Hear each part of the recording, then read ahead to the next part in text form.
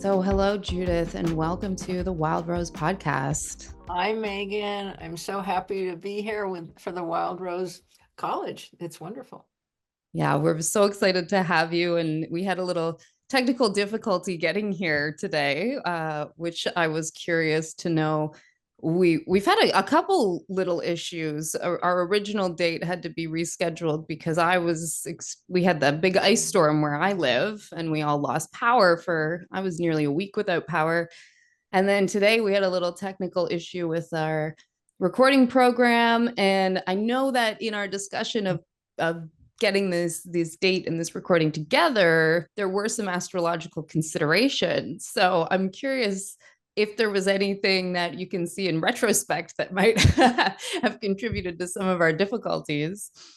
Well, I'm sure there were. We could find them. I just don't have my ephemeris in the dates at hand, so I don't have it in the old memory bank here. But there's usually something you can see. So today is the moon conjunct Venus in Pisces was something that you had mentioned. Could you tell me a little bit more about that and what that means? Well, the moon is conjunct Venus and Saturn and the North Node in Pisces. And this, Venus is love and universal love at the end of Pisces, love for all creatures. Saturn is depth, even sorrow, which is really interesting because right now I've been running back and forth to a hospice and experiencing great love for a dying friend. So it's great love. People might be feeling great, deep feeling, sorrow, concern, or universal love for the whole world. And or it can give ability to tune in on plant consciousness, all consciousness. It's the we are one, the very end of Pisces. So love, depth, and at the end of the whole cycle, Pisces, where one reviews one's whole life, people might be reviewing their whole life right now. And I consider this, just because of my personal chart and also the subject of herbalism and astrology, a very auspicious time to meet, very important, but has a somber quality, but added to love. Hmm. Hmm. Interesting. Lovely. Thank you for sharing that.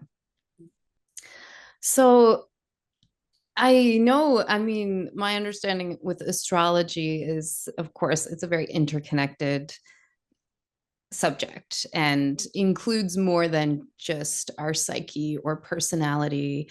And your specialty is the medical side of astrology.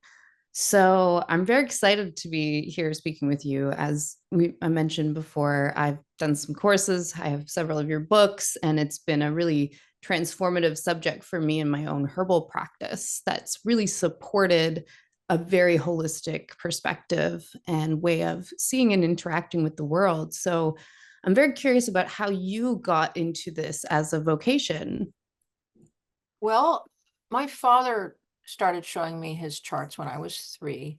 And then at the age of 10, he began giving me a 4-year, pretty intensive, I would call it an apprenticeship. And I began giving my first paid readings at 14. And at that time, I was also running around collecting herbs and studying herbs, never knowing you could have a career in either of these things. And I just kept studying and studying because this is what I loved. And so then I remember wandering in to, I love the name of this, Fritzie Armstrong's Metaphysical Town Hall bookshop in San Francisco. And I would go down there even when I was 11 years old and be there all day. And I found a book. That's probably where I found it, by Max Heindel, on medical astrology. It's like, what is this? And then later I found uh, the famous Davidson medical lectures, which were little cardstock editions that somebody surreptitiously recorded against his will. And they're wonderful mainstays for medical astrology. And then I found Jansky's book, and I started meeting a few maverick people when I got involved in research in my 20s. And I met Burl Payne, a physicist who was doing a lot of research on how sunspots and astrology influenced the body and the earth. And I just started really getting into this, never knowing that anybody would ever be interested. And they weren't. I wrote my first, books just because I wanted to write them, never thinking they would sell or be popular. And I had to wait about 30 years for the interest to come along. And now it's gone bonkers. Well, it's great to see that all of your work has come into something so that's reaching so many people. That's Yeah, like must now it feel all very makes special. sense. It's like I was given little pieces of a puzzle that I was following from the age of 10, not knowing why, living a life completely outside the norm, living on oatmeal, didn't have a car, just doing my thing, studying this. I did constant readings, constant case studies. I really did do this constantly for my entire life. And not knowing that someday there'd be so many people suddenly interested and interested in my experience bank. Mm-hmm. Yeah, I bet a lot of our listeners can relate to that. I certainly can as a herbalist in my own experience.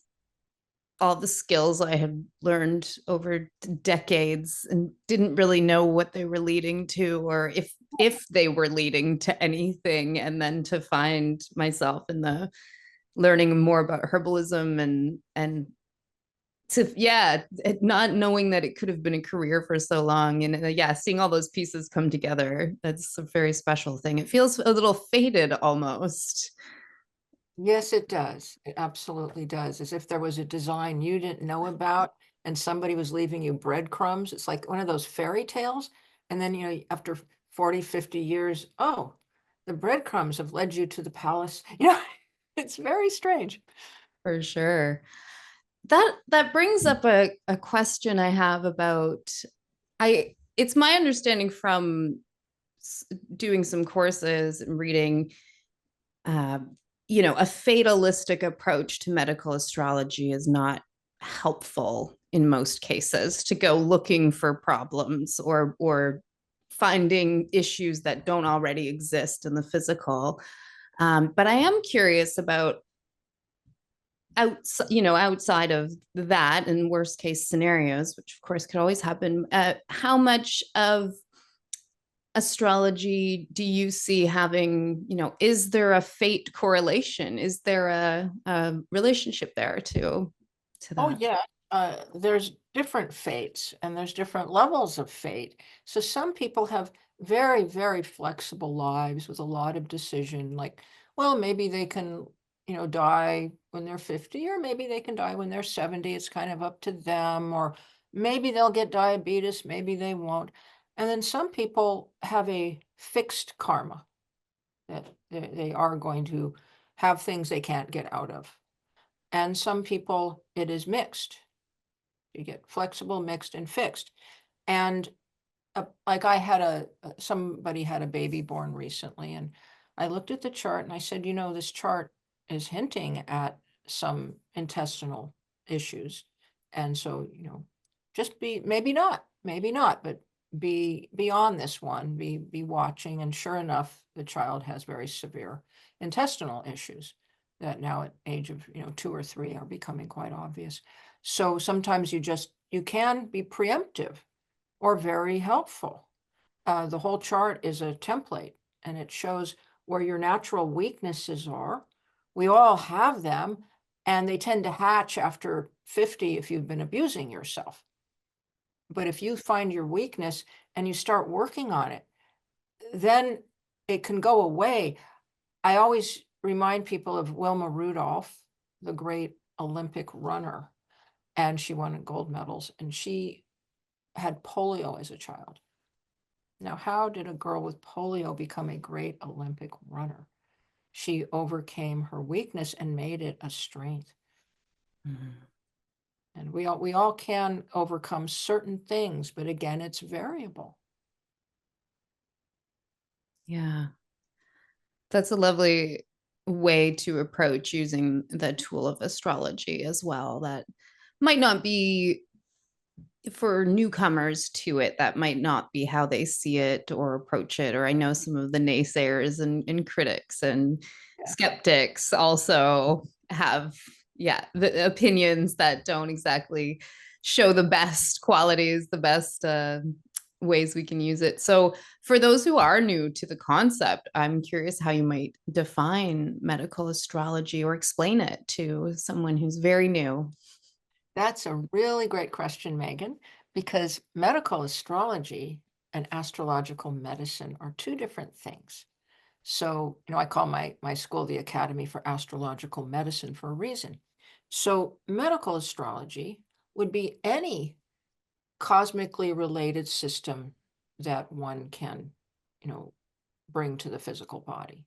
So, every culture, every nation has some form of medical astrology, usually involving the moon, the sun, seasons. But astrological medicine was an actual system of medicine used throughout coming up ancient Greece, medieval, the Arab lands, moving into Europe by as early as 850, and was an actual system of medicine that had three legs to the stool: herbalism and other remedials. And I'm an American, so I'll say herbalism, not herbalism, but I prefer herbalism. I just can't get myself to remember to say it. So herbalism, and patient examination. They looked at the urine, the feces, the pulse, the tongue, the pallor, the eyes, everything. And astrology.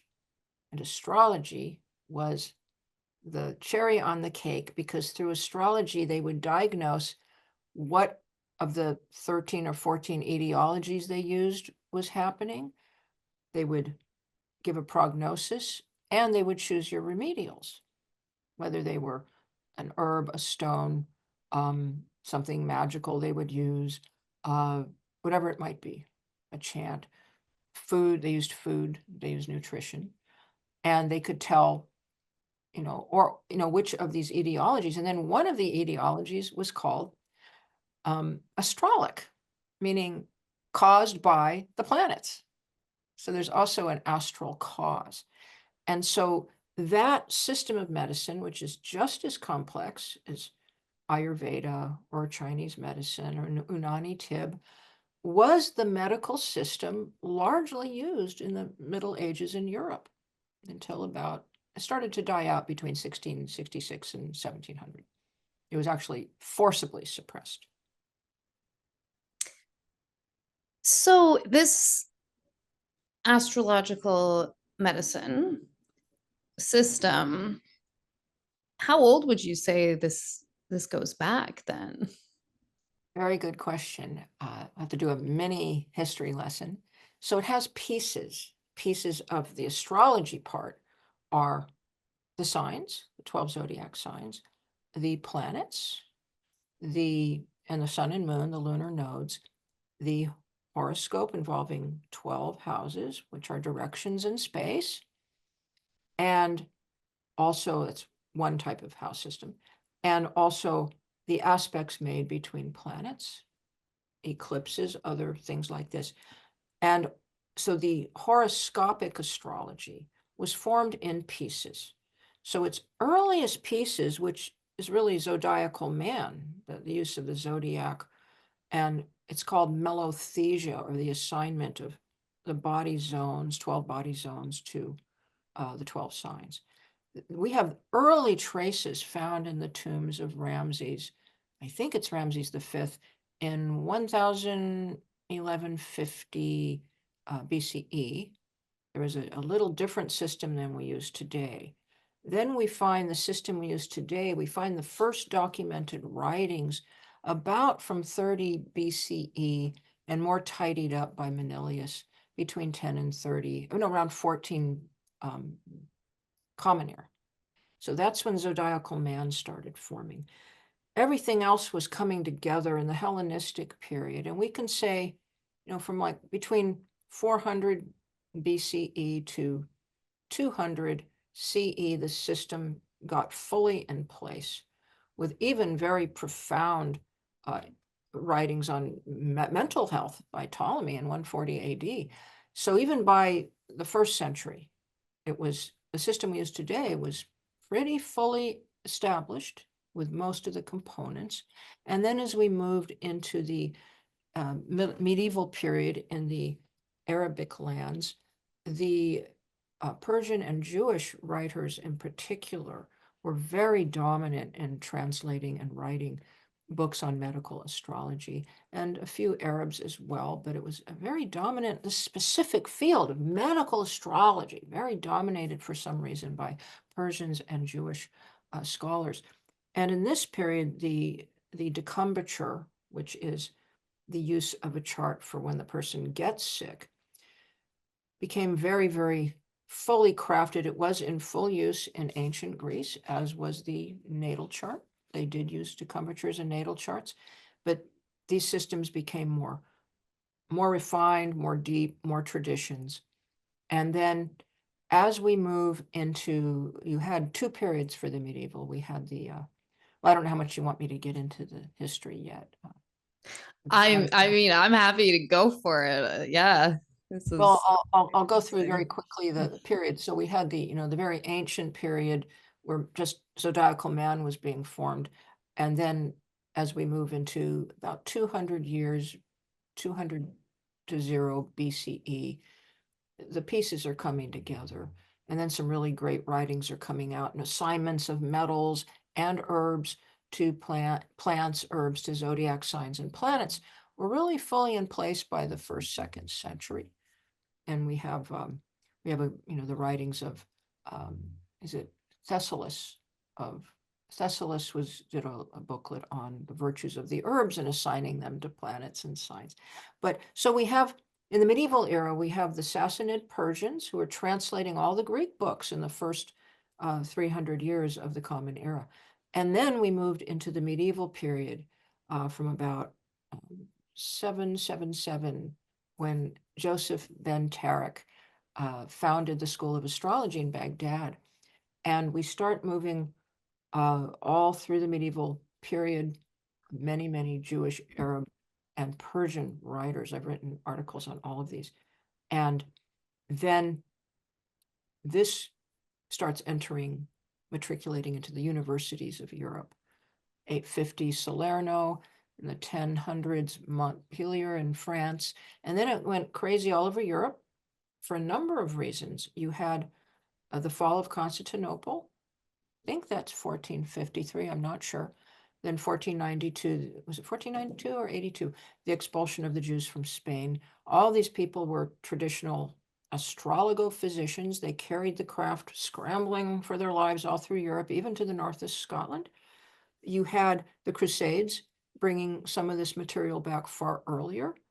You had many, you even had a Jewish physician lecturing in the court of King Henry II. They're lecturing all over Europe. And so we have the medieval period, then we had the Renaissance period. And this won't go on too long. Renaissance period saw the golden age of medical astrology in the 1600s in Britain. Why was this so? You had the printing press. You had about 9 different astrologo physician geniuses, including Culpeper, the great herbalist, all born together within 100 years of each other in the environs of London, all practicing. We had the collection of huge libraries begun with John Dee. And then we had many of them were creating diaries, medical case histories, very exhaustive, never like this before. They formed a society of astrologers in London. They were meeting, they were sharing their equipment and their case studies. Most of them were practicing some form of herbalism. People do not realize that John Dee was an herbalist. He was also like the head of physicians at Prague. He's always just seen as a magician, which was the last thing he was.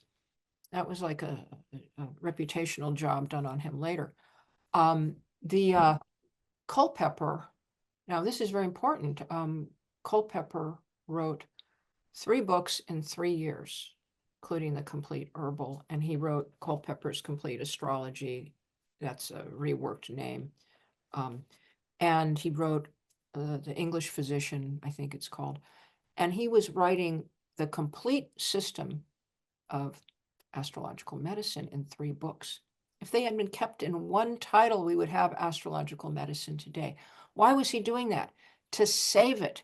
He was writing these books as it was being beaten into the ground. People don't realize this. I wrote all about this in a foreword in what is the publisher? Cosmic publisher, Culpeper's Complete Astrology. I have a really good foreword in here describing that period. Then we have what I have called the Great Abandonment. Now, I can't get into all the reasons unless you want to do a question for that, but about by 1700, there was a complete pushing medical astrology underground. Now, medical astrology was always legal with the church. People need to know that. Completely legal, expected for physicians to practice. Popes were using it to heal themselves. You had to pass your astrological exams to be a physician in several universities. It was considered natural astrology at the council of, one of the councils of Trent. I think it was Pope John II, the Tridentine Council. It was deemed legal and useful type of astrology, but it's all pushed underground. So the Great Abandonment lasts throughout the 1700s, the 1800s. And then in the early 1900s, it starts to peak back up. And by the time we're into the 1900s, later 1900s, mid 1900s, and the 2000s, we have the modern era where natal charts are back. And we have our great natal astrologers. And now we're into the postmodern era where people are attempting to combine all this with, sound waves and acupuncture and all kinds of other systems from different cultures. And so that's our modern era. And this is very, very nutshell. I mean, Yeah, such a fascinating history and so rich and huge. I am curious to hear more, though, about what powers were at play that were suppressing astrology, considering it had been such a huge part of everybody's life in that society and culture for so long. oh, yes. Now, the suppression never happened in India. It only happened in Europe. And the results were both good and bad. So, traditional astrology, maintained moving on in India. When you suppress something, it foments invention and sneakiness. So you had most of our house systems were invented by Christian monks quietly in their little, and so you had a tremendous amount of innovation going on in the West and the acceptance of the new planets, Uranus, Neptune, and Pluto, when they were discovered, one of them in the earlier times. And so what happened with the suppression, many faceted. At the time Culpeper was practicing, and his buddies like William Lilly, and there's many others, Joseph Blograve is one of my favorite. These were all astrologo physicians, they were called.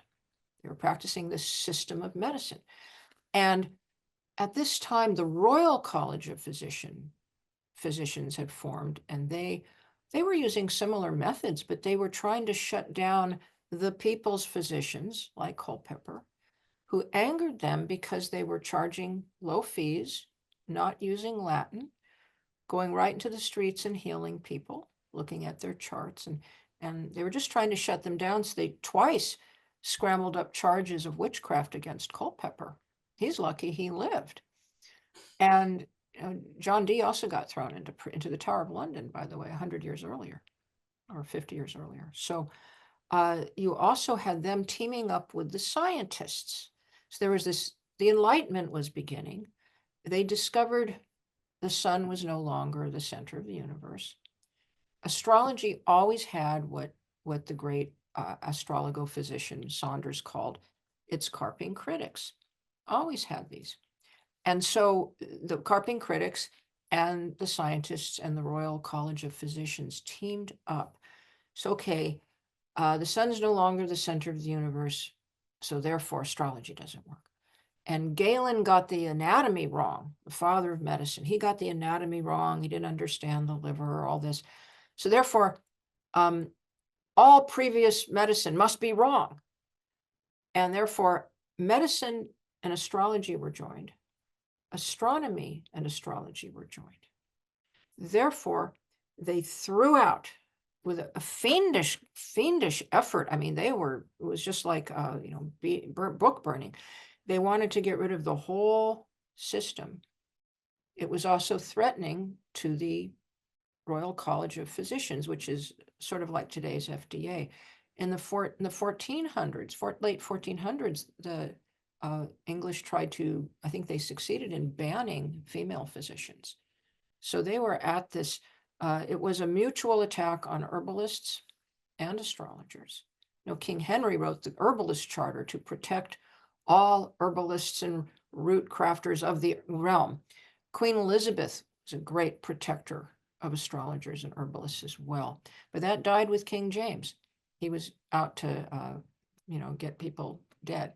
So we had the same forces that wanted to burn witches, wanted to get rid of herbalists or call them witches and burn them. We're trying to get rid of medical astrology because it was seen as all combined.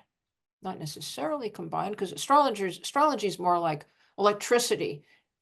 Witches use it, plumbers use it, carpenters use it, doctors use it. It's not necessarily a cult, but it got all, So there was a very great effort to conflate all these things under the rubric of basically hogwash and occult, and not allow them to practice. In fact, astrology was only made legal in California in 1986.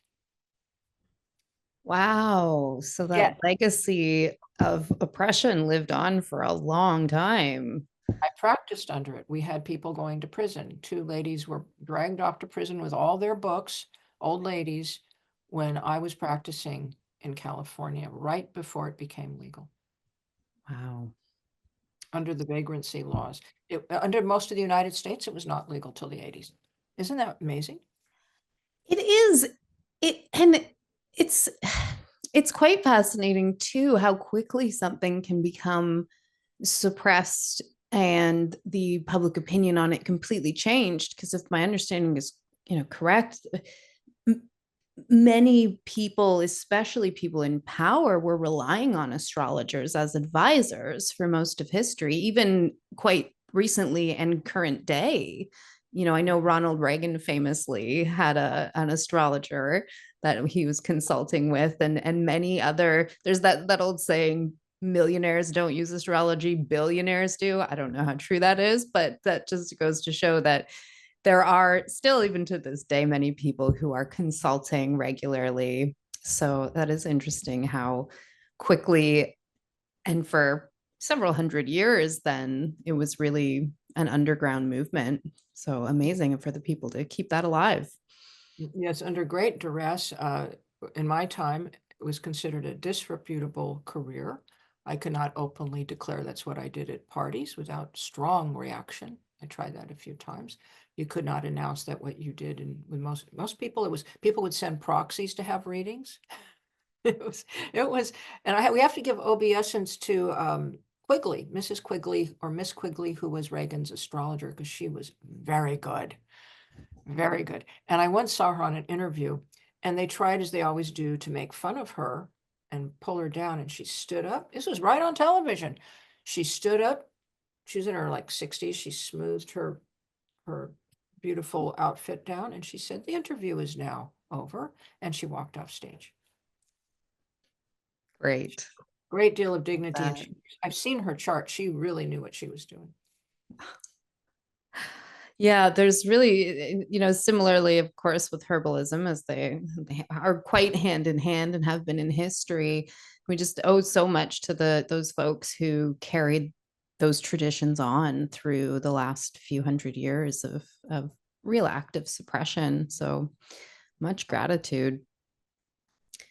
Well, that's been, yeah, a great mini history lesson, although it felt very full. So we've gone over, yeah, some of the history, how astrology started to become separated from medicine. And I'm curious to know too, just in your own reflections and understanding of astrology and some bigger sort of world, maybe even epidemics or correlations you've seen astrologically with historical events to do with health. Yeah, that's mundane astrology, it's called. And you can look at public health trends, and I have some tips for that. I've got a little book called Medical Astrology for Health Practitioners, and it has some little health trends. So when you want to look at bigger health trends, you look at the sign the eclipses are in, especially the south node pole of it. You also look at where Saturn is. That'll be a 2.5 year period. The eclipses will bring about a 1.5 year period. You can also look at, for very large things like a giant plague, Pluto. I've noticed that, and sometimes Neptune and Uranus, I notice Pluto's degrees, where Pluto, it's a very, very slow planet. It takes about, I think, 280 years or something to go all the way around, 284, I think. Anyway, when Pluto would hit certain degrees, the COVID would kept flaring up. And, the sign of sexually transmitted diseases is Scorpio. And HIV was discovered right when Pluto was about to enter Scorpio. And as soon as Pluto did, you had AIDS going wild all over the planet and thousands of deaths. And it seemed to be the mark that we're going to have a large sexually and blood transmitted disease coming in. So, the sign of Pluto sometimes relates to something. And so I'm telling everybody, plant trees, because the planet of great destruction, Pluto, has just entered one of the signs of trees. And we are seeing this everywhere I look. They're cutting down trees, doing it all over my neighborhood just to build apartments. There's no value placed on them, despite Mhm. global warming. We're seeing that trees being attacked by insects, fires, loggers, and more and more and more, no matter how much everybody knows that we need them. So plant trees, folks. Pluto's going to be in Aquarius a long time. Hmm. And try to save the ones you have. Do not let this old growth go to being sold. So people, builders can just cut down those trees and sell them to build their units. Mhm. Yeah, well, as a herbalist, and I know many of our listeners are plant people, I'm sure we've got lots of growers, tree planters here. But that's lovely. Bringing up Pluto, I was reviewing one of your books. I think it was one of your earlier ones, just yeah, titled Medical Astrology. And there's a section on Pluto where it's very interesting because it is a newer planet, right? Having been discovered in, I think it was 1930s or somewhere around. Yeah, yeah, yeah, right about the time the bomb was invented. Oh, interesting. So you also mentioned, as since we haven't been really observing it for a whole cycle of it through the Yeah. wheel of the zodiac, there's a lot to be discovered there, and that's very interesting. It sounds like you've been noticing some patterns. So I suppose that would also apply to other bodies, heavenly bodies that we're Yes. Oh, learning Lord. about as, yeah, You're tempting me. I tend to go on a rant on this one. I don't know if you want me to do that. Uh, absolutely. well, there's two theories, and one is that in medical astrology, planets have temperature. They have a level of moisture that they impart through various rays. They have speed and slowness. They have tension, or they're stimulating or relaxing. They affect us in this way. So they need to be observed to find out what their effect is. And normally planets were observed for hundreds of years by many astrologers to determine this. So the theory that I hold towards is that we need to observe planets a long time before we decide on what they mean. The opposite theory, which is far more popular for various reasons, is that whatever it's named is what it means. And we not only interpret a myth of another culture in another time, and then we pull out certain specific things from that myth. We don't take the whole myth.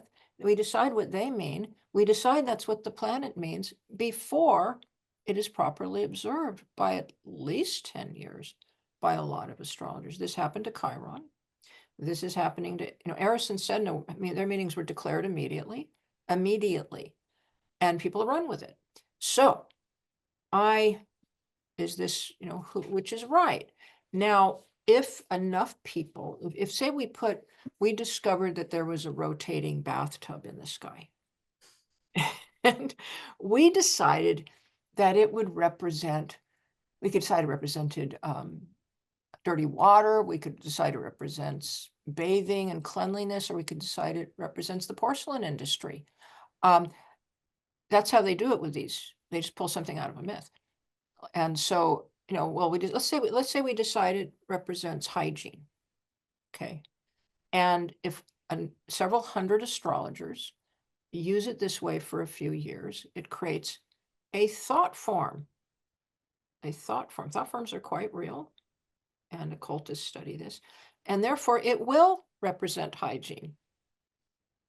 So in other words, both camps are true. Chiron was decided to be the wounded healer by the first writer. It's one of many parts of that myth. Therefore, Chiron will now be a wounded healer because everybody's thinking this for so many decades now.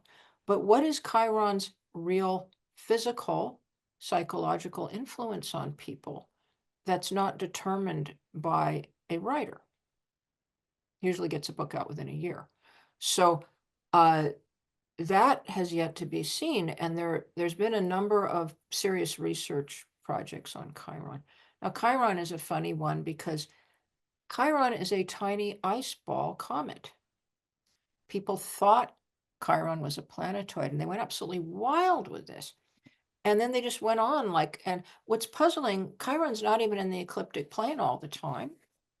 And yet, for some odd reason, when I talk to students, they seem to feel Chiron is more important and more powerful than any planet, than Jupiter, Saturn. Like, people will call me and they'll discuss all the horrible things going on with their life, and they'll say it's because Chiron is squaring my Mercury. And I'll look at their chart, and there's Saturn on their south node. There's their progress moon sitting right on their Saturn.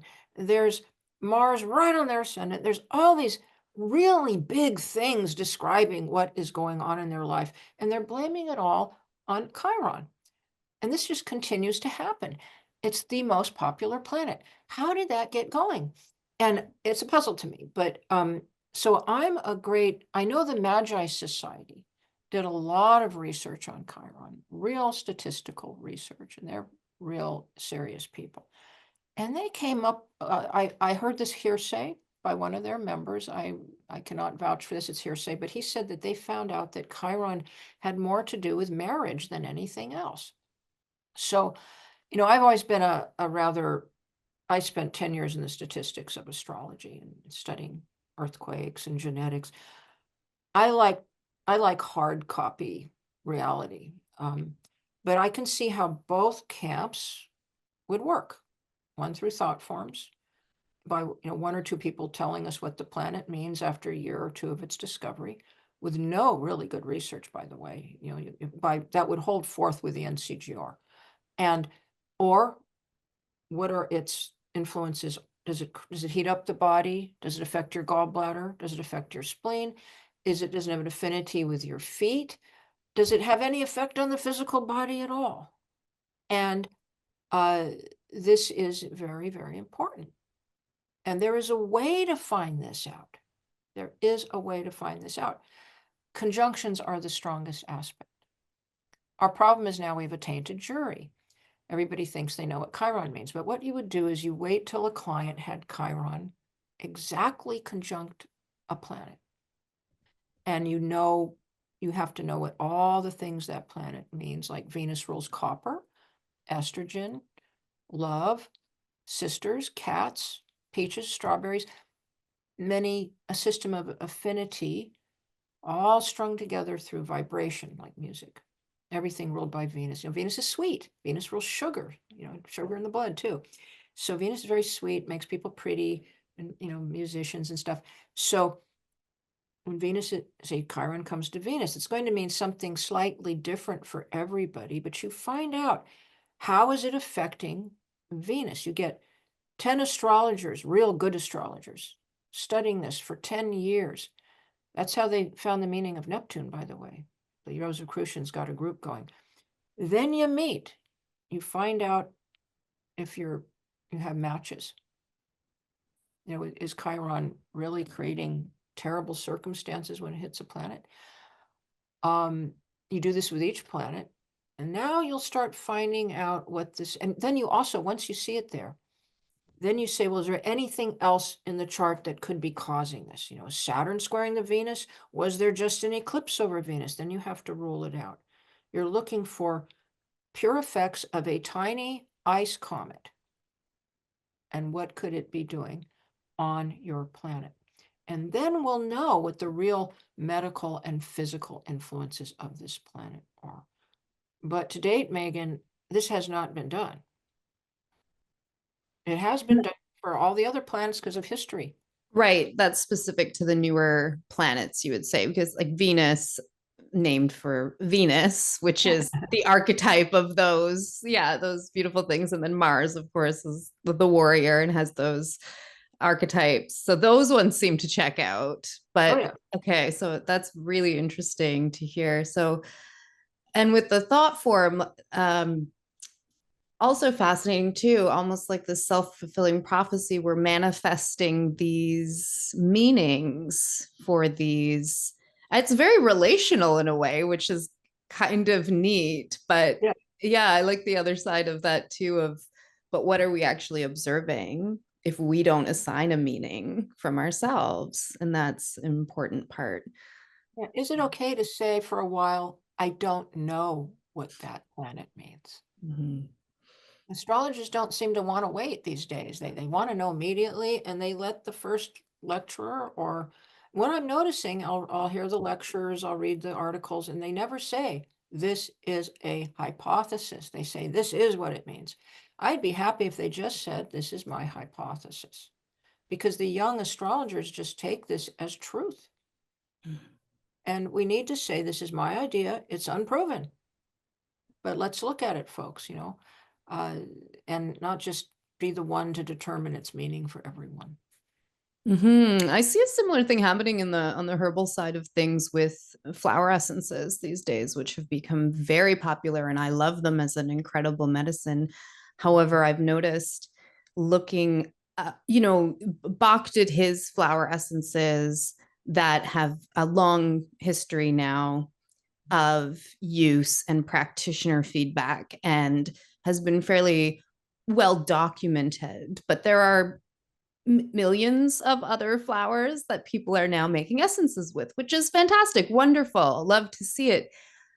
But then assigning meanings to them that, when I go looking deeper to find the trail of where did this come from, I often find websites completely unrelated. It looks like someone's just copy pasted. Somebody decided what it meant and it's been copy and pasted since, but there isn't really a lot of checks and balances or even anecdotal support for that. So yeah, that is interesting. I wonder if that's a reflection of our modern day need for immediacy in things, partly. Right. And if as I said, through thought forms, mythological assignments can work, but some people believe that whatever it's named just is its meaning through the way the universe works. But then you need a person who really knows those myths, to look at these assigned meanings and decide what it means. If, say, a planet is named after a Greek character, like Sedna. The Sedna myth is an Eskimo myth. How can we even understand it now? But it has many parts. Sedna was a baby girl who was a giantess, and she starts eating her parents because she has a voracious appetite. They roll her out to the ocean, and they try to dump her off, and she holds on with her big fat fingers, which they chop off. The fingers go off and become dolphins. She sinks to the bottom of the sea and becomes the goddess of sea creatures. Now, so when I read articles on Sedna, they'll say, oh, she rules child abuse. Or, well, she could rule obesity, she could rule voracious appetite. But why? Or killing parents. Why doesn't she rule sea creatures? That's what she rules. I mean, so we have people picking things out that don't really know the myth. So we would need an expert in, Greek mythology, a real expert to be assigning the meanings of these planetoids or asteroids or comets that are coming through. And they would have the authority to do so if you hold with that theory. So again, it's not only does that theory work, it's who's doing the assignment is important. Mm-hmm. Yeah. And seeing some collaboration too, an agreement between what's being observed seems to be very important. Yeah. It's such a big subject, the mythology, but it's such an important part of all of our lives and histories, and the way it's imbued into astrology is so fascinating. Anyways, just, yeah. So there's a real renaissance happening right now with astrology in general, medical astrology. I see it in the herbal world with more holistic ways of seeing the world. I think that's one of the things that I have loved so much about learning astrology and its correlation with the plants, because it really does help me to see and shows the interconnectedness, the patterns, I mean, I would say, that this sort of shows there's an order to what might otherwise seem like chaos. And actually, I believe it was in a course I took with you, or it may have been, actually, I believe it was Sage Popham said this, but he got it from you, about how astrology is actually very mechanical. And that's something I started to learn more, that I dove into that. So I know from the outside, it can seem very out there, very difficult for a so-called, logic, rational mind to understand. But the more that I got into it, I understood actually it's very logical and very rational.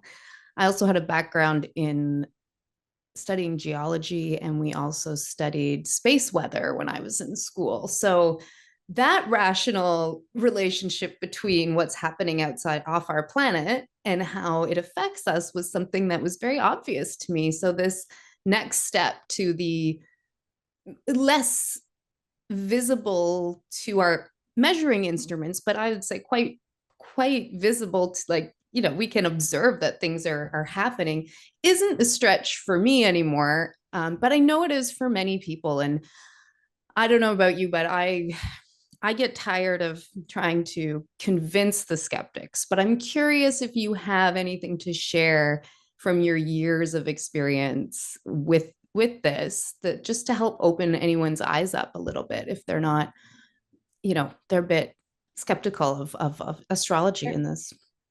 Well, I always appreciate a good skeptic, because a skeptic is a person who usually doesn't want to go with group think. They want to think for themselves.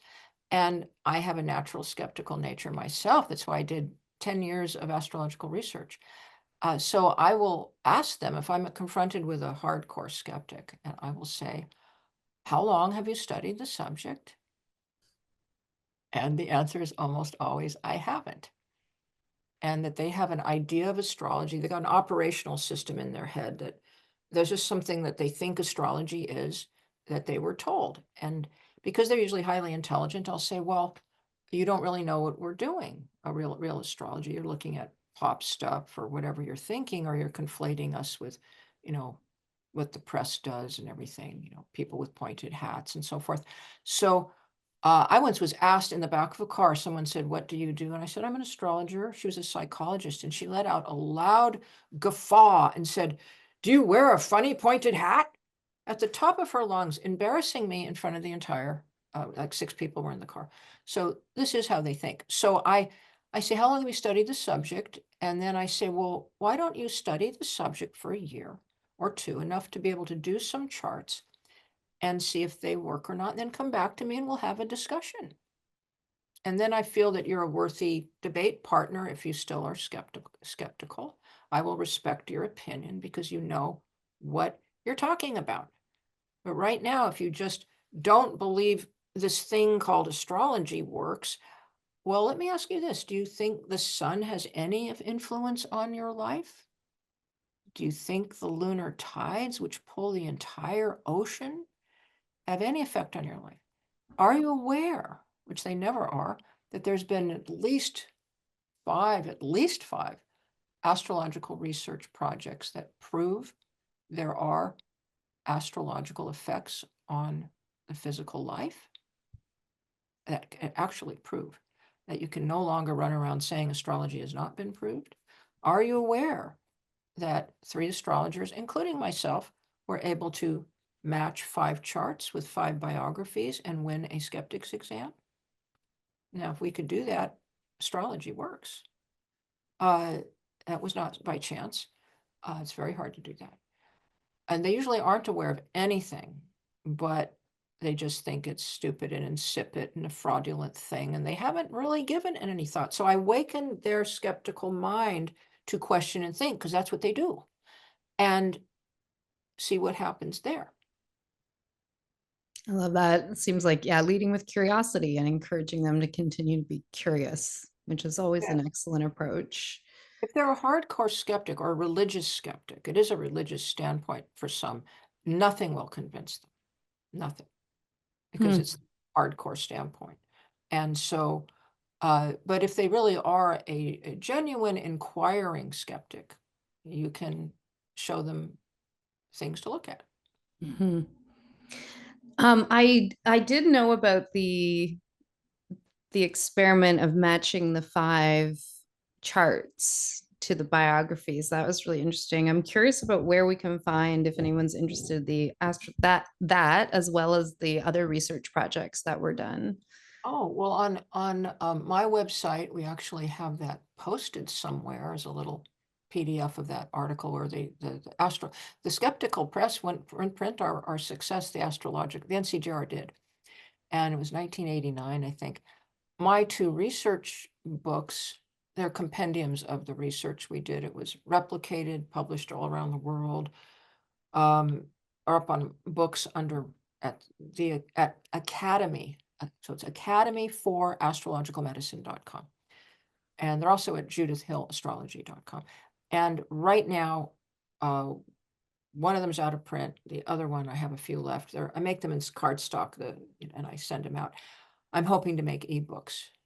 And so I have the astroseismology, where we were able to predict earthquakes from it. It worked. And we have the Mars redhead files, which are all the papers we put together. So that one's I have to get reprinted. It's currently, I don't have one left, but we're getting it together. I can't wait to see the next what's getting rolled out next and Wild. everything else. I know we had a bit of a late start, so I just want to check in with your time, Judith, because we were going to go over a case study Yeah, and sort of just I'm not in a hurry. I could go on. I got all your great. Yeah. So yeah, I'd love to hear. So of course, at Wild Rose College, we are herbal focused, and that to me includes the astrological piece. And I know many of our students and listeners are getting more and more interested. So I'd love if you could share with us a case that you were working on or part of or observed where medical astrology in action. Oh, there's so many, and some of you, I have to pull from my memory, and some of you might have heard one of these before because I always use my best ones. But let's see. One of the favorites was a woman came in, and she was an acupuncturist, and she was basically dying. She was extremely ill. She didn't know why. They couldn't find anything wrong with her. And I looked at the chart, And it was very obvious. It was just right there that she was being poisoned through the air. The planet Neptune, which is one for poison, was crossing her north node, meaning energy coming in Aquarius, which rules gases, right on her ascendant, right coming into her ascendant. And I thought, because I look at what's the most strong transit at the time, and I said, I think you're being poisoned through the air. And she told me flat out later, when she gave me her report, that she thought I was a nut. And she left. Astrologers often, people think we're nuts, you know. I think we're pretty sane. And anyway, so she called me back in about 2 months and she said, you know, you were right. And what do you mean? She says, some workmen came in my house and they discovered the only reason I'm not dead is that I sleep with my window open. She had a gas leak, carbon monoxide. And this is just one of several I've potentially saved, or did save, actually. I don't want to actually absolutely claim several lives using medical astrology. You can see things immediately the doctors might be missing. Like, don't let the person out of the hospital right now. Solving mystery cases. Often in the past, I would have a doctor. I would work under the doctor's auspices, very important. And they say, with mystery case we can't solve.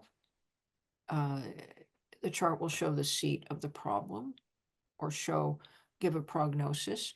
Fertility. Oh, and surgery dates. I did a surgery date recently. This is a story I haven't told too much, but just this year, a friend needed to have a knee surgery. She's older, extremely obese, dangerous. So I was able to get a perfect date, which is not easy. And she was able to get a great physician. So she goes in, she has the surgery, and she recovers very quickly. And she tells me that it was a knee clinic. Both the knee doctors told her that in the history of the clinic, they had never seen such a fast and pain-free recovery ever. Wow. Yeah. Wow. And versus another knee case done years ago where a man gave me his mother's data. He said she's going in for some routine knee surgery in the office. And I said, and the father was the one setting it all up. And this was the son calling me. And I said, don't have her use that date. Every single planet is squaring every single one of her planets. Don't use that date. He tells the father didn't change the date and didn't tell the mother, so she wasn't psychologically influenced. Well, they gave her the wrong medicine, caused a heart attack, and she died within a week or two from routine knee surgery. So this gives very good example, the very bad example. Mm-hmm. And then with the chart, one can select which herbs, because you could have 3 cases of asthma and each one is caused by something, a different energetics. Herbalists know this. I'll be teaching this system at a workshop at NORWAC in May, late May, NORWAC, the Northwest Astrological Conference. And I have a all-day workshop. I think it's the last Monday in May. And you can attend it on Zoom or you can attend in person still, because you can get it with the conference or separately. And so I just want to tell people that I will be teaching this method. The workshop is called it's called the same as one of my books, Medical Astrology in Action, the transits of health and their remediation. We're going to be looking at, that one. Yeah, that one. So I named the workshop after the book, and it'll be teaching how to do the remediation choices. So you find afflicting planet, you find the afflictor and the afflicting.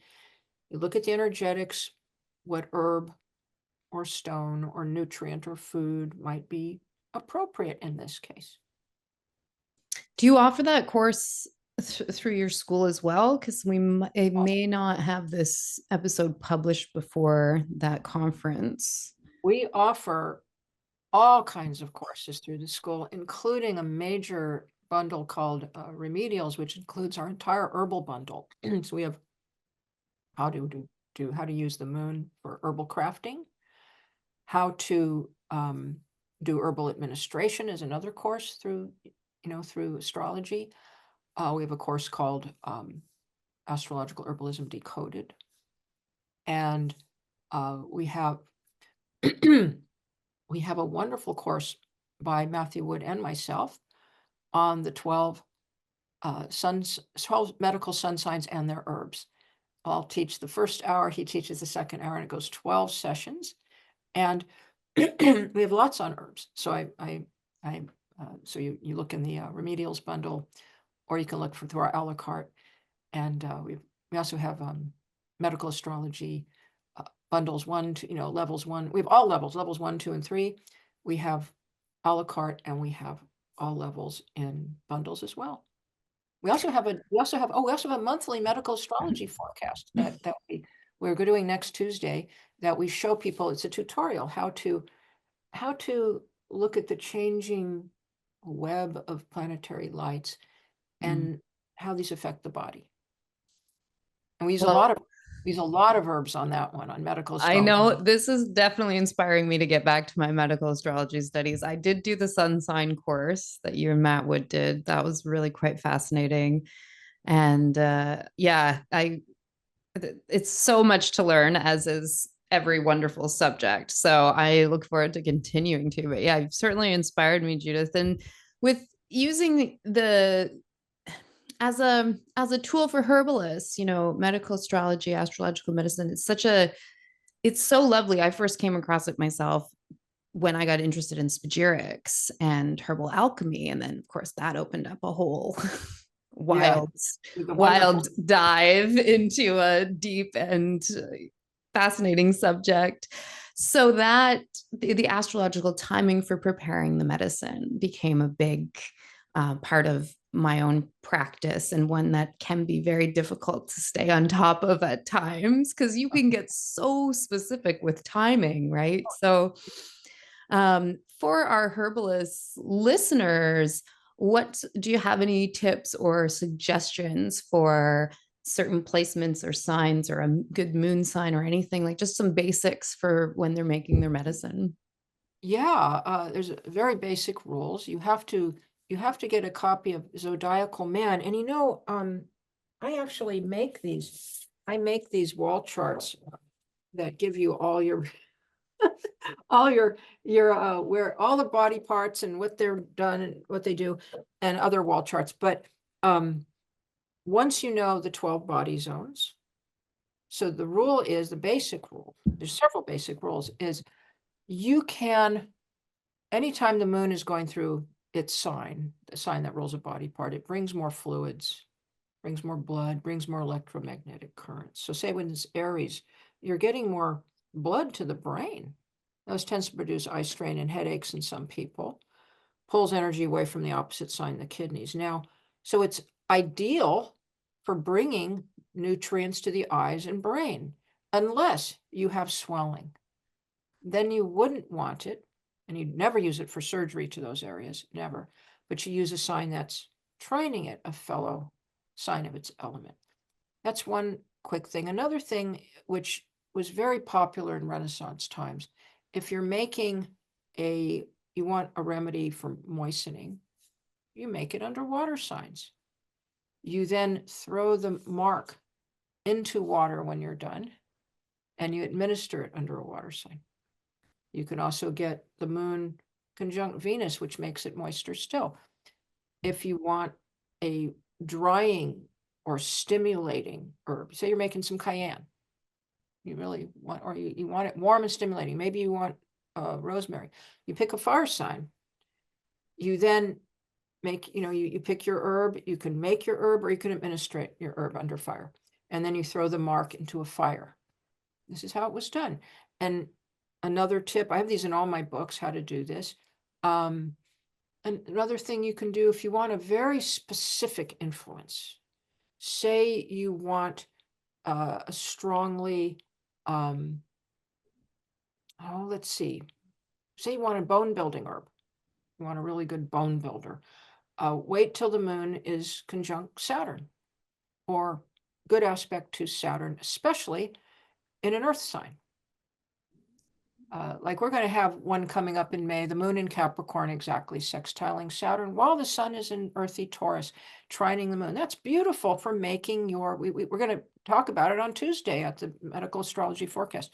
Beautiful for making your bone building herbs, your oat straw, your white oak, your quercus, really good for your astringents, also good for skin herbs and herbs for, if you want to just make a mineralizing tonic, or also herbs for deep strength or for old people, like maca root, all the roots, very good timing. It's more powerful than moon phase. So, we teach all this at my academy. We teach all 6 genres of astrologophysic there. And I also have a lot of these in various books, these tips, how to do this. And it's wonderful. So crafting, so our lunar crafting, we have a double class on that lunar crafting for herbalists. Oh. Oh yeah, I'll be getting back to that soon. That's so interesting. And I know you can go so specific with remedy crafting as well, but that's some great more basic intro way of working with it, because I know it can become very overwhelming at times with all the information, but the way you presented, Judith, is so clear. And yeah, just thank you so much for that. I'm before we go, I'd love to hear, if I know this year has been described by many astrologers as being a fairly big year Yeah. in general. We've got major planets, all moving signs. That's a big thing. I think we've all felt some of the big shifts lately over the last few months. Would there be any specific herbs that you could think of that might be helpful for a year like this?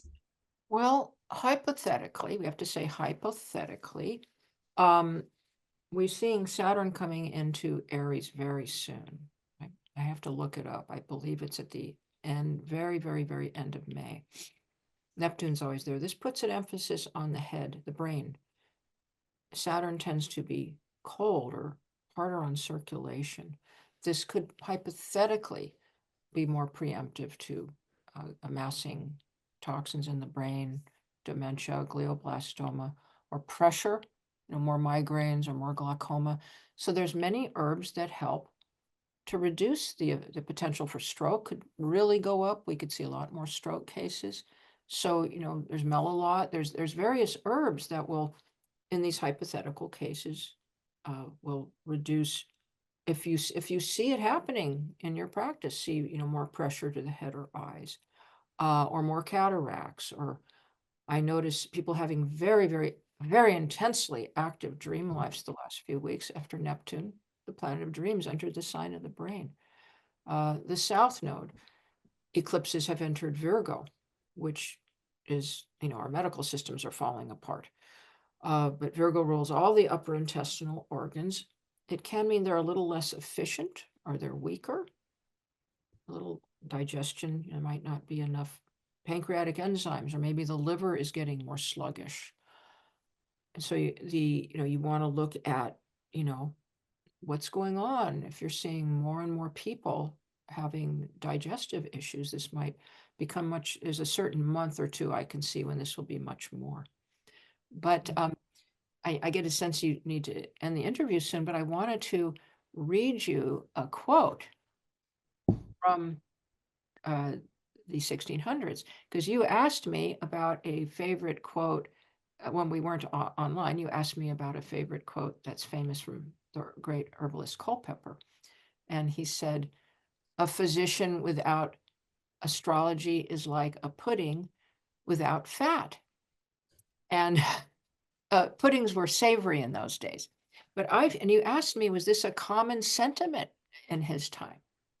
Well, it was. And I found around the same era in Richard Saunders' book, he was another astrologo-physician, herbalist, astrologer. And he had a man named Lancelot Colson write a wonderful forward in his book. And I found another quote, which I just love. And listen to this. It's an old, Renaissance English. For who without astrology would know the art of healing does but blindfold go. By dull conjectures they are wandering led into a labyrinth without a thread. Play. Isn't that something? Yeah. So I, yeah, it just really has been around for so long. So you I don't have to rush off, but yeah. I'm just conscious of your time as well because I know we had a little delay in getting started, but I'm fine. okay. Yeah, I found it you shared already that in your own experience and career, I mean, astrology was illegal in was it California or the whole of the United I believe States or I haven't checked every state. I know it was illegal in a lot of the United States, and each state legalized it a little bit at a time. And mm, it was a very illegal problem that caused astrology to go almost entirely psychological in the early 1900s, mm. with Freud and Jung publishing their seminal works at that time. So You know, Alan, that was so interesting what you said about that psychologist laughing at you because that I my first thought was, but Jung, who was one of the founders of modern psychology, was into all the occult stuff and astrology and archetype and mythology. That was the foundation of his work in a lot of ways. So that's interesting. what happened was, yeah, she apparently was on the more conservative end of things. The Alan Leo was the astrologer in those days at the time of Jung and Freud. Now we have hundreds. We'd have one then, and and he got arrested twice for practicing astrology, I believe in England, because it was under the vagrancy laws in the early 1900s. So at this time, psychology was becoming all the new thing. And he told all of his followers to start giving more, sort of psychological consults because it would apparently somehow prevent them from getting arrested. And this was the thrust of astrology, going almost entirely psychological until now, where the physical part of astrology, which was one of its very first uses and one of the oldest, has now been being reclaimed and is suddenly gaining a great deal of interest in the world. Yeah, it is. And you mentioned the healthcare being in shambles, which, I know we have different systems between where you are in the States and us in Canada, but we have big problems of our own here. And, combined with an environment that is very much being not well taken care of, our living environments being filled with many new to us toxins and things, we are facing very interesting health issues that are unique to our time, which I know all health issues tend to be unique to a time. So Yeah. we're not specifically unique in that way, but we have issues that are very specific to the way that our societies have evolved and unfolded. And it's so interesting how these things are coming back into the consciousness of people, and we are getting interested. And I know for many of us herbalists, not everyone, but it's common that people find their way to that work because the other stuff isn't working. And with the healthcare system and that happening, and also people's emotional health, psychological health, I feel like that has brought people back to astrology, mythology studies, these archetypes, those fundamental energetics in the world that underlie all these different modalities, and is really leading to a more holistic and integrated way of thinking and being for people. So I have a lot of hope for that myself, and I'm grateful to be able to be working within that realm, and I hope sharing that with anyone who's interested. So you see that anything in the future for medical astrology, Like, yeah, do you have a vision or any ideas, or is the astrology telling you anything? Well, I do. I see the younger generation of medical practitioners being more and more and more open. And I certainly see now alternative health practitioners all over the world using these methods in their clinics. I know several. And so medical astrology has come back. There may be a day when the operational system of this weird ancient prejudice because of the word astrology uh, stops, and we see cosmobiological departments in hospitals assisting with surgery dates. You know, why do you set a surgery date right on an eclipse? Come on, folks. You know, plenty of evidence that affects us. Uh, we would see help in diagnosing mystery cases, in when to release people from hospitals, in tailoring precise protocols to the person's personal energetics, and alerting people of, you know, their new infants' possible, you know, problems, or your adults of where their natural weaknesses lie so they can get into old age healthy without their natural, you know, every chart has places of natural weakness. And my book, The 12 Zodiac Sign Syndromes, goes into this. Every chart has three angles at birth that need to be strengthened. You know, the body regions could use a little strengthening often. And so I see a great, many uses for medical astrology in real clinical environments.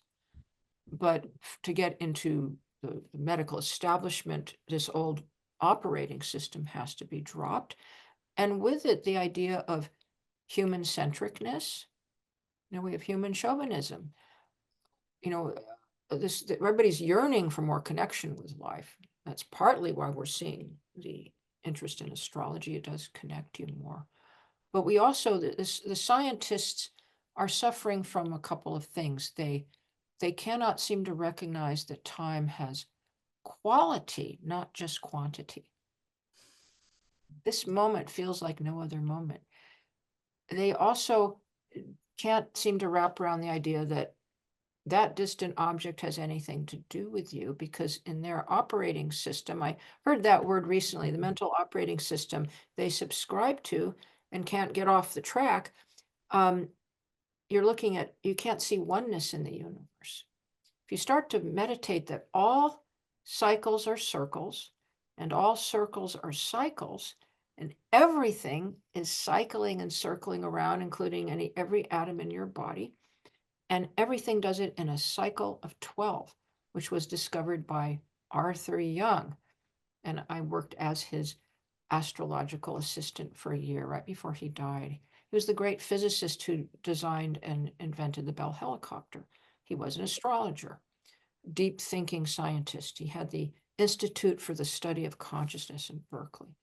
And he has a book called The Geometry of Meaning, where he shows how the what's it called? The measure formula in physics matches the 12 zodiac signs in their cycle perfectly, perfectly. And everything in the universe is spinning in this 12-fold cycle. Then we have, what's it called? Entanglement theory, where once two things are entangled, doesn't matter how far in the universe they're pulled apart, they mysteriously still dance together. They don't know why this is. That shows you space doesn't matter. Vibration does. So if Mars's vibration is matched to your adrenal gland, so is his cycle matched to your adrenal gland. So you can watch it. Mars crosses your ascendant. You'll be a little more feisty. Or, you know, you can watch it stir up a fever in a baby. You know, you have to put on a different operating system. Yeah, that'll be really interesting to see as the generations coming, you know, and that are coming into these professions or have started to, who've been so exposed to some of these older ways of thinking and understanding, like astrology. how that is going to influence their practices. Because I can't imagine right now, especially here in Canada, like, we don't have a lot of private healthcare. There's some options, but it's not something most people want to use because, we've got a system that takes care of us. But it's like you get a surgery date and that's it. You can't really change it. There's not really any opportunity for me to say to if I needed a surgery and say, well, actually, this date doesn't work. We can do that So here. I can't imagine getting one on an eclipse and being like, no, I really can't do it. And trying to explain to them why, it'll be Yeah. interesting to see, how that unfolds as we go forward. But that is, yeah, that's a lovely vision. And that's so interesting what you say about there's a bit of an old view, especially it's quite fascinating in it, that it seems to just not be able to shake out of medical sciences, whereas other sciences have been able to embrace new discoveries. Once we figured out that everything is energy, and that was a big shift from the matter based, concepts and ideas. A lot of these old systems make sense again when we know that it's energy and relationship and vibration. That's the fundamental, what is giving us this experience of this universe and this life.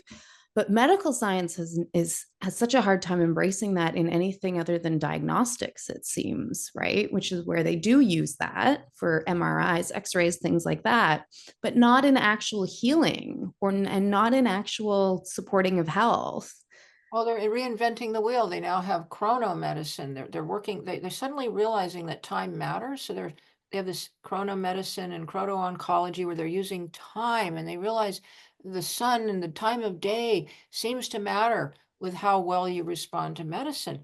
But here they have, 2,000 years or more of empirical data from astrology on what would help with this, and they ignore it. They just set about starting over because they simply, the word astrology is partly problematic. It is so hung over with so much prejudice, and we just can't disattach that. The minute people hear that word, they just shut down. And if you say, oh, they say, what do you do, dear? And if I say, oh, I'm a cosmobiologist. Oh, that's so interesting. Tell me more. If you say, oh, I'm a medical astrologer, they're like, oh, is this person crazy? Is this person fraudulent? Is this person an occultist? Oh my God. And, this is how they think. It's just the word. Yeah. Yeah. So yeah, I like that cosmobiologist. Is that the term you use? Well, cosmobiology is actually the term of a type of astrology invented by Reinhold Ebertin, and I think his wife too.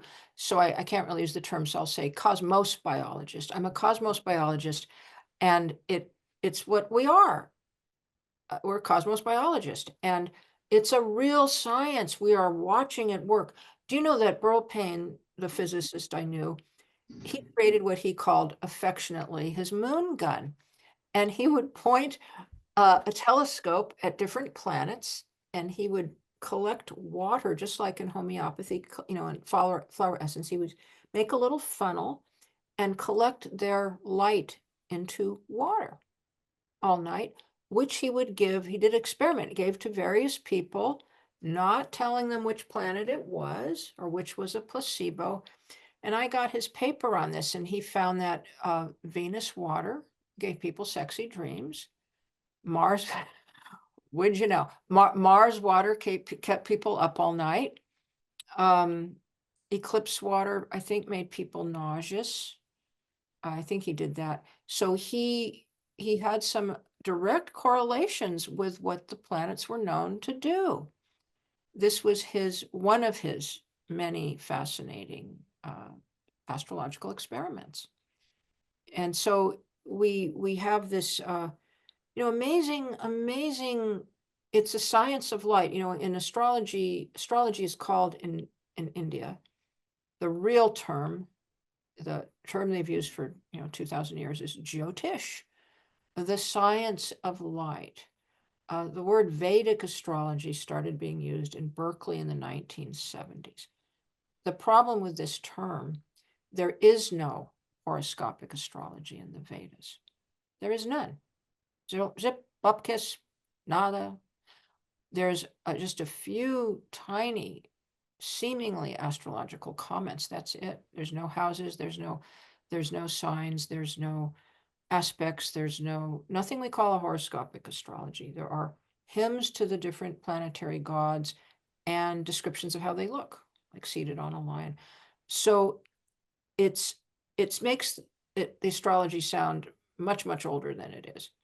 Horoscopic astrology. Now, India had its own lunar-based type of astrology, which they combine, which is very, very ancient. So I always like to use the correct term, Jyotish. It would be kind of like if we called Western astrology Atlantean, or even biblical. There is a ton of astrology in the Bible, actually.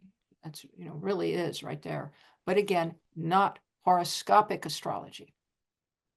Not horoscopic, but there's a lot So of horoscopic being specific to a person or an event, like like casting a chart. it's the use of a chart. So when you say Yeah. I'm a Vedic astrologer, it sounds like these charts have been around in the Vedas. They're not. And or if I were to say I'm a biblical astrologer, well, there's lots and lots of astrological symbolism in the Old Testament and the New Testament, curiously, somewhat veiled. It was very, very in use by ancient rabbis, but different times. But it's not horoscopic. Interesting. Because there is a modern application of what is called Vedic, but I know you would say Jyotish, that does cast a chart. So that's quite modern, because and that's slightly shifted from the tropical astrology model, correct? They use that is horoscopic astrology. I studied it in great depth. It's they use a different zodiac, of which there are 8 choices, by the way, 8 at least. They standardized one in India, I think, in the 1980s. 8 places that zodiac begins, you have to choose one. So it's a wonderful system. It is not in the Vedas. So it's just given that name from the 1970s Berkeley. And it sounds great. It flows off the mouth. It's so much easier to say than Jyotish. And practitioners used to be called the Jyotishi, practitioners of Jyotish. Now you say Vedic astrologers. But that would be like me saying I'm a biblical astrologer or an Atlantean astrologer, just making it much, much, much more ancient than it is.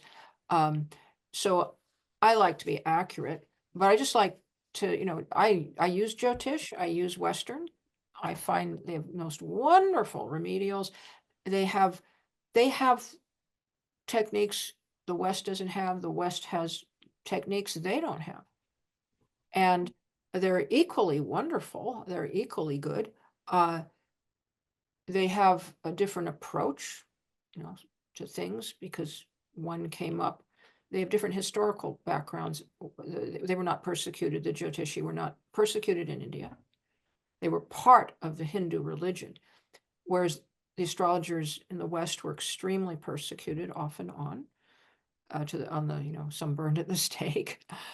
And you also have no idea about karma. It was just God's will in the West.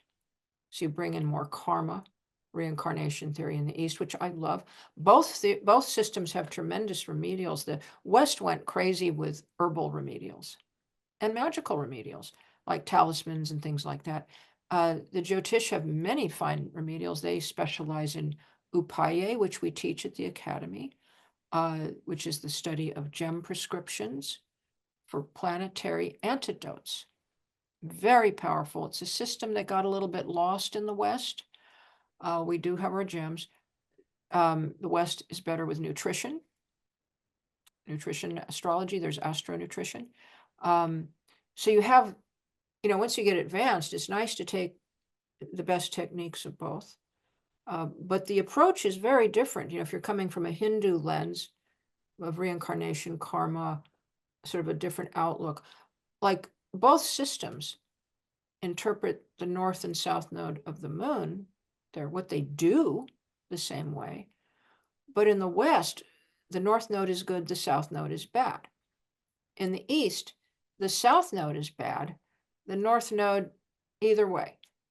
No, the north node is bad. The south node is much better. Why is that? This will show you what I'm talking about. So the south node is where we lose. Things go out, we can't gain, things dribble out, we give, we don't get. This is considered superior in the Jyotish because they call it the moksha karaka, the indicator of enlightenment. Loss teaches you not to cling to the earth plane. We're looking at goals of Hinduism. The north node, where energy comes in, you get what you want, you can self-aggrandize. This is considered not good because it helps you cling to the earth plane and you get reincarnated. Just the opposite in the West. We don't like loss. So we do not like the south node. It's painful. We don't like that. Pain bad. Death bad. Spirituality scary. South node is very spiritual. It's not about the earth plane. Being sweet and sensitive, not particularly something you want to do and to be popular, especially for males. Okay, the north node is considered wonderful because it's going to bring you connections, money, luck, things you like. Same effect, opposite interpretations.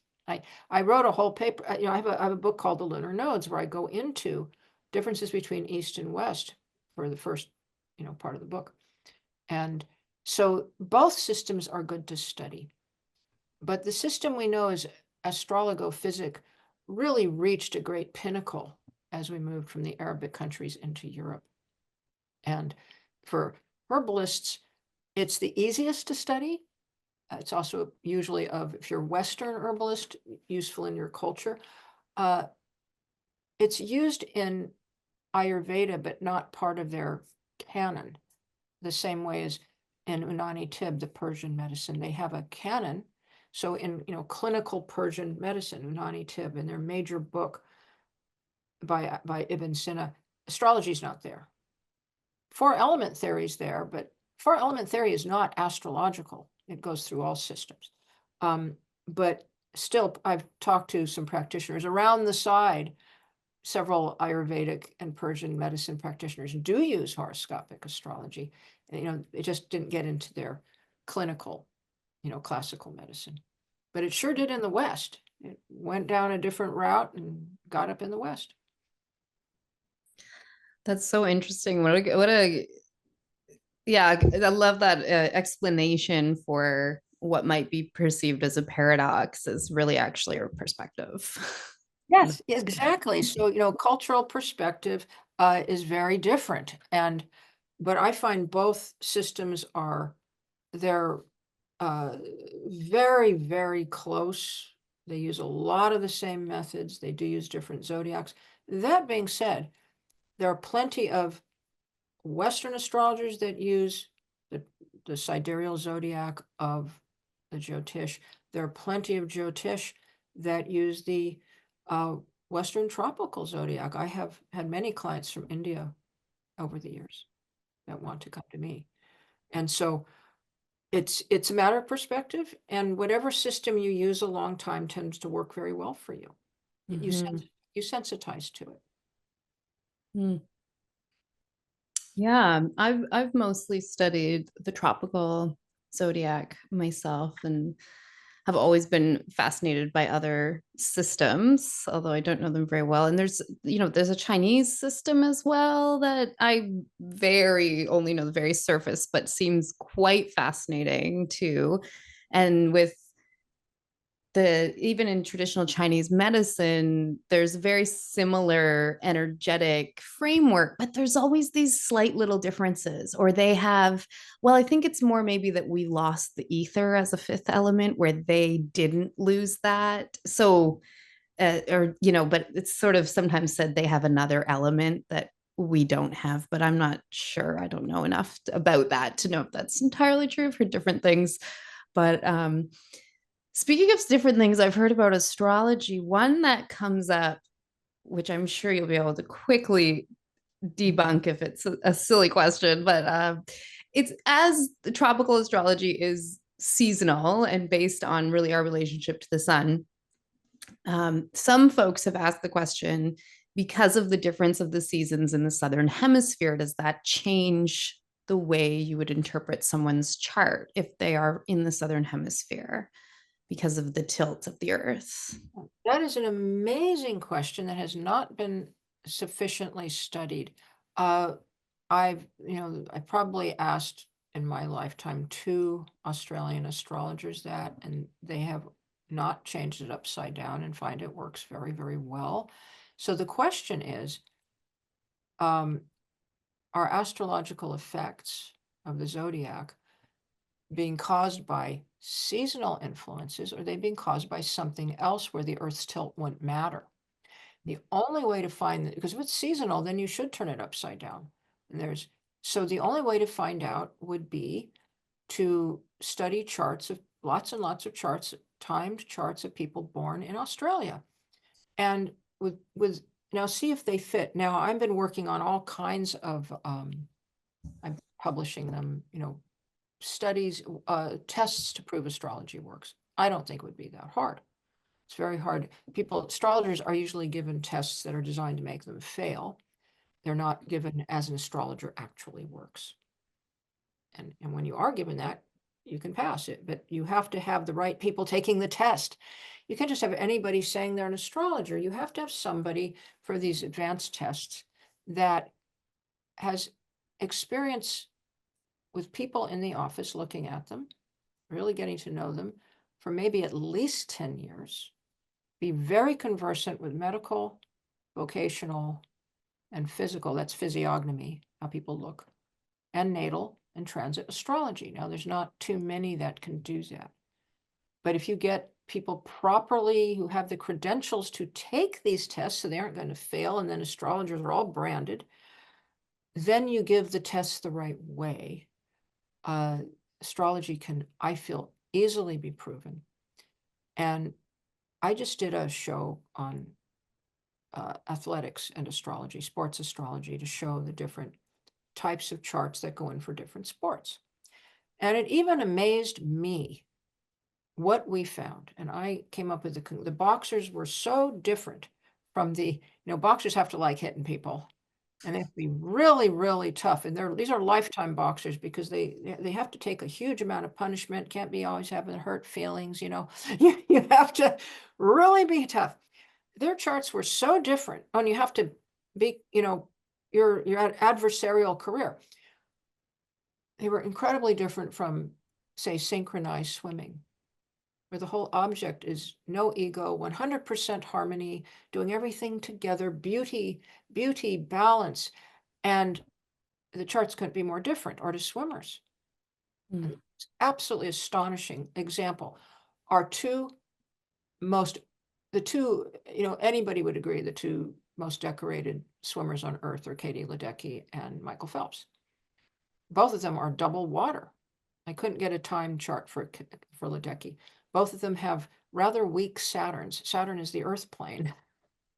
So then the 3 best known heavyweight boxers of all time, I used them, Foreman, Fraser, and Muhammad Ali. Okay. Then I also used a 4th, Evander Hollywood. Is that his last name? Hollywood, something. Anyway, and then I used 4 female boxers, very high rated female doctors whose birth dates I could get, but I couldn't get them timed. In all of these charts, only one of them had any personal planets in water. Only one of them did. He only one. And the rest were all mostly Earth. The 3 heavyweight boxers were all, the most popular were all Capricorns, heavy Saturn, heavy Earth, because they're tough. The bones have to be very heavy so you don't get a cracked skull. The females were more, and you also got some other things, other signatures, a little fire, a little air with the hands for speed. The females were either Earth or fire, or Earth and fire, and had a love to fight. And they all had charts with, Pluto and Mars right on the angles, things like that, killers. The killer planets are really, really strong. And all of these charts, except for Evander's, were low on what we would call empathy, sympathy. Venus and the moon were in harsh signs. Everybody. Now, Evander did not. So I thought, what is it about him? He looks like he's probably religious. He's the guy who had his ear bitten off. And so I looked him up. Sure enough, he was so religious that he forgave the man who bit off his ear. He was the sweet one.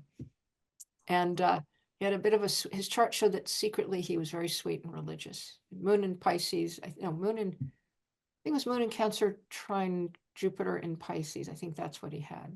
Different other boxers. And but he still had a really tough chart. He was like split. Another part of him loved to fight. But yeah, you saw these differences profoundly. And so I thought, give me a set of lifetime decorated heavyweight boxers. Give me a set of Olympic winning, what was that? In synchronized swimmers or childcare workers or folk musicians that never wanted to be boxers. The boxers can never want to have been childcare workers. Okay. And you should be able to at least score 80% on that test. There's a number of other tests I've even got that are better than that, because you get to see people in the office, see them, talk to them, look at them, hear their voice, and you can match their charts like, left, right. Be easy to a seasoned astrologer with this kind of experience. So there are ways to prove astrology works. Maybe the NCGR will help me one day get this together. So if someone does want to learn more about their own chart, what would you recommend they do? It depends on their level. I'd say if they're a lay person or an herbalist, my little book, The Medical Astrology for Health Practitioners, gives the basic, strongest things you can look at right away. All you need is an astrologer to tell you what sign a few things are in, and you can immediately get a lot of information. If you want to learn basic astrology, you could start with Medical Astrology 101. That's a good place to start. Or you can come to the Medical Astrology Forecast if you just want to see how the daily transits are affecting the bodies in a very general way. What as a practitioner, what you might look for, what you might be aware of. And we use a lot of herbs in that. It's just a tutorial. I'm not doing specific charts. If you want to go from books, I have books on, that go up the ladder. My book, Medical Astrology, A Guide to Planetary Pathology, has so many things in it. I wrote it 20 years ago. It's a very good basic book. The book, Astrology and Your Vital Force, has a lot of information on how to mooncraft. 2 big chapters. And even a book on DNA resonance. It's got fascinating. Astrology and Your Vital Force, Healing with Cosmic Rays and DNA Evidence. Big chapters on how to do the gem prescriptions. My book, Medical Astrology in Action, The Transits of Health, is all about the transits of health. And I've got the book, The Astrological Body Types, for just learning the physiognomy. That charts are mixtures, of course, but traditional physiognomy. There's many, many good things. I know Sage Apopum has wonderful courses on alchemy, and we're also going to be having an herbal and medical astrology summit, which we now have once a year in November. So be looking for that. We'll be announcing it fairly soon. And last year we had many of the planet's best herbalists on. Everybody has to talk on, we hope, herbalism and astrology somehow. Okay. Is that online or in person? It's going to be online, and we still have the old one up, and you can see that. And we even had the great chef Zoe Gong on from China, and she talked about how to make the medicines the foods with the seasons. And we have wonderful lecturers, and I'll be speaking there. We'll have Seja. We have him every year. Yeah, he's always a perennial great. favorite. When I put on I used to put on the Renaissance medicine conferences, herbs and astrology, had Sage every year. He was always the one they always wanted back. And, He's a great teacher, and yeah, his book Evolutionary Herbalism is just an incredible resource too for anyone interested in really herbs. good. Yeah. Yeah. And not only have you written all these books, Judith, I also believe you have illustrated them yourself as well, right? I've illustrated many of them. Yes, I also am fond of old medieval woodcuts. And You're very talented, from the astrology to writing, drawing, and also, as we discussed before we got on here, you're a musician. So very impressed. crazy life, it's what I do in one room. I rarely leave, leave the city. I kind of sprout in one place, but I did all the illustrations for the astrological body types. Well, I think, yeah. And you've got your website. That's probably the best place for folks to go who Yeah, want we have a to. we have a wonderful academy. We even have a research forum with amazing charts and a discussion forum. And Melissa Beam is our director. She basically runs everything. And I curate. I founded it. I'm the president. I curate. She takes care of everything else. And she's pretty much taking on the conference as the main producer. I'm co-producing. She's wonderful. And she's very lovely to work with. And I'll help people if they need to, any questions about the courses. We have so many choices, and it's a wonderful site to visit. Got a Great. lot going on. We're really trying. We have a mission statement, and we're really trying to bring back the full astrological medicine in all 6 genres. We even have a Renaissance course in Renaissance techniques like decumbiture, but the other courses are largely natal, but we have all 6 genres, including mental health, electional, how to choose dates, herbalism and remedials, the stones, the herbs, nutrition. And we're pretty much the first to put on a lot of these programs and slideshows, a lot of them. And we also have, what else?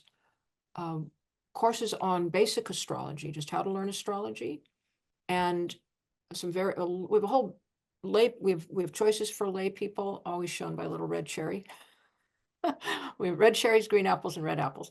And we have lay people's courses, and we have a lot of beginner courses.